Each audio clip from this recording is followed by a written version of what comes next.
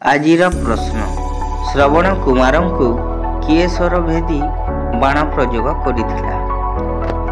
Option A Dasharatha, option B Manu, option C Yama, option D Aja. ଆପଣମାନେ ଯଦି ଏହାର ଆନ୍ସର ଜାଣିଛନ୍ତି ଆମକୁ କମେଣ୍ଟ ମାଧ୍ୟମରେ ଆନ୍ସର ଦିଅନ୍ତୁ।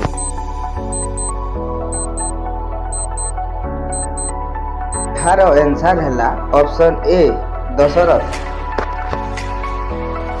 ଦଶରଥ ପୂର୍ବ ଜନ୍ମରେ କେଉଁ ଋଷି ଥିଲେ? ଅପସନ୍ ଏ ଭରଦ୍ୱାଜ ଋଷି, ଅପସନ୍ ବି ବଶିଷ୍ଠ ଋଷି, ଅପସନ୍ ସି ଅଗସ୍ତ୍ୟ ଋଷି, ଅପସନ୍ ଡି କଶ୍ୟପ ଋଷି।